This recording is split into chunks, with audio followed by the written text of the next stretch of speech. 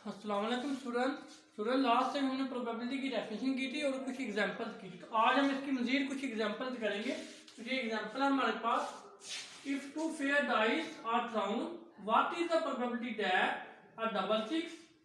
Number 2 पे है अ सम of 8 और मोर डॉट्स। सबसे पहले ये चीज माइंड में रखेंगे कि अगर ये चीज आपके पास आ जाए कि आपके पास 2 फेयर डाइस है, ठीक है, तो उसमें आपके पास ऐसे में जो एलिमेंट्स होंगे ना, जितने जगह अगर 2 है तो एक डाइस में कितनी पॉसिबिलिटीज होती है, 6 होती है ना, तो 6 की पावर 2 आ जाएगा।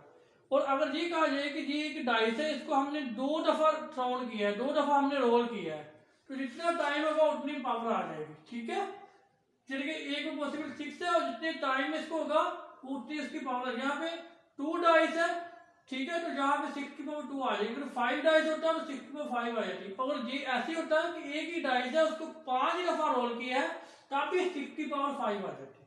ठीक है, तो ये आपके पास एन ऑफ एस कितने आ गए, 36 आ गए। अच्छा, अब एन ऑफ एस में 36 कौन सी पॉसिबिलिटी है, वो मैंने ये सारी लिखी हुई है। ये है 1 1 1 2 1 3 1 4 1 5 1 6। ये 1 पहले वाले 1 रिप्रेजेंट करेंगे, पहला डाइस है उसमें आपके पास 1 आ रहा है और दूसरे डाइस में 1 आ रहा है। ये रिप्रेजेंट कर रहा है पहले वाले डाइस में 1 आ रहा है, दूसरे में 2 आ रहा है। इसी तरह से ये रिप्रेजेंट कर रहा है कि पहले वाले डाइस में 3 आ रहा है, दूसरे वाले में 4 आ रहा है।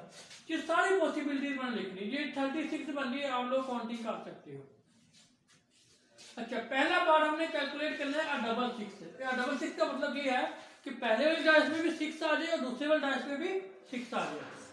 तो अगर हम यहाँ पे काउंटिंग करें तो देखें कि डबल सिक्स सिर्फ एक ही पॉसिबिलिटी है हमारे पास, ये और कोई भी डबल सिक्स नहीं है इनमें।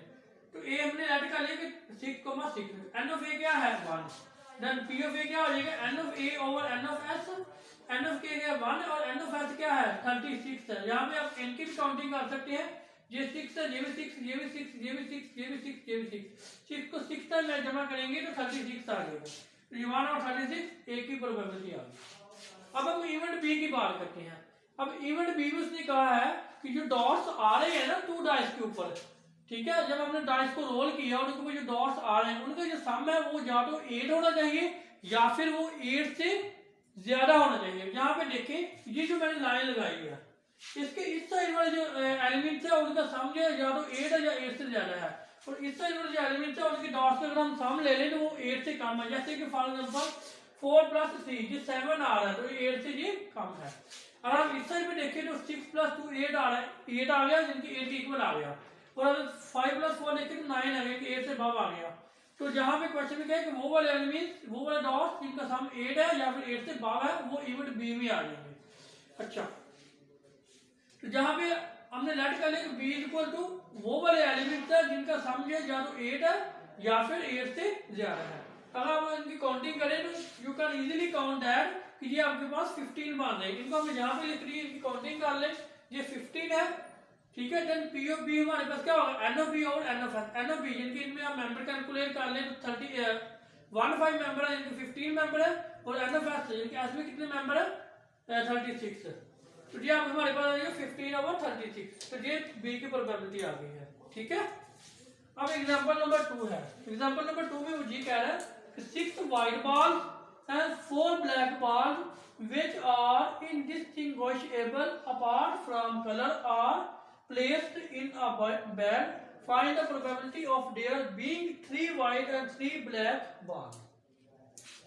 अच्छा, अब वो ये कह रहा है कि एक बैग है, ठीक है, इसमें क्या कह रहा है एक, ये आपके पास एक बैग है। अब इस बैग में वो कह रहा है कि 6 व्हाइट बॉल पड़ी हुई हैं और 4 ब्लैक पड़ी हुई हैं। व्हाइट कितनी है 6 है और ब्लैक कितनी है 4 है। 6 व्हाइट और ब्लैक कितनी है 4, टोटल कितनी बॉल होगी 10। टोटल कितनी होगी 10। अब वो कह रहे हैं कि ये जो बॉल है ना ये इनडिस्टिंग्विशेबल अपार्ट फ्रॉम कलर, यानी कि ये कलर में डिफरेंट है, बाकी शेप इनकी सब कुछ सेम है, सिर्फ कलर चेंज है। अच्छा, अब वो कह रहा है कि उनमें से अगर हम 3 व्हाइट और 3 ब्लैक बॉल उठाएं उसकी प्रोबेबिलिटी क्या होगी। यानी कि हमारे पास वो कह रहा है कि 10 बॉल है उसमें से हमने 6 उठाई है, ठीक है, कितनी उठाई है 10 में से 6। तो जितनी हम उठाएंगे ना तो 10 C 6 ये हमारे पास एन ऑफ एस होगा। जी आप लोग कैलकुलेट कर सकते हो 10C6 यानी कि 10 बॉल है उसमें से हमने कितनी कैलकुलेट उठा रहे हैं 6 उठा रहे हैं तो 10C6 तो ये एन ऑफ एस है हमारे पास एन ऑफ एस क्या है 10C6 कैलकुलेट किया 2 10 आ गया। अच्छा अब हमने इवन हमारे पास क्या है find the probability of their being 3 white and 3 black ball यानी कि हमने ये प्रोबेबिलिटी फाइंड करनी है कि जो 6 हमने बॉल उठाई है उनमें 3 ब्लैक और 3 वाइट होने की क्या प्रोबेबिलिटी है। उसके लिए हमने ए इवन लेट का लिया कि let A be the event that represent 3 white and 3 black ball then अब ए में कितने एलिमेंट्स होंगे जिनके एन ऑफ ए हमारे पास होगा। अब देखिए जब भी इससे क्वेश्चन आएगा तो 6 में से हमने 3 वाइट 6 में से 3 की हम बात कर रहे हैं तो 6C3 जरा 4C3 यानी कि इसका मतलब जो है 6 3 4 3 इसका मतलब क्या इसका मतलब कॉम्बिनेशन इसका मतलब भी कॉम्बिनेशन ये ऑल्टरनेट सिंबल है कॉम्बिनेशन को रिप्रेजेंट करने के लिए। तो 6C3 4C3 यानी कि 6 में से 3 वाइट होनी चाहिए और 4 में से 3 वाइट इनको हमने इसको कैलकुलेट किया इसको कैलकुलेट किया इसको मल्टीप्लाई किया तो 80 आंसर आ गया। तो अब इवन ए की प्रोबेबिलिटी क्या है n of A over N of S N of A क्या है 80 एन ऑफ एस क्या है 210 ये इसको हमने सिंपलीफाई किया ये 0 इससे कैंसिल हो गया तो 8 ओवर 21 आ गया। ठीक है बेटा तो होपफुली मुझे उम्मीद है कि इसको आप सिंपलीफाई करके 80 लिख लोगे। ठीक है ये सिंपल कंपटीशन का फार्मूला है जी आप फर्स्ट ईयर के चैप्टर नंबर 7 में भी ये चीजें पढ़ चुके हो। तो ओके स्टूडेंट्स अल्लाह हाफ़िज़।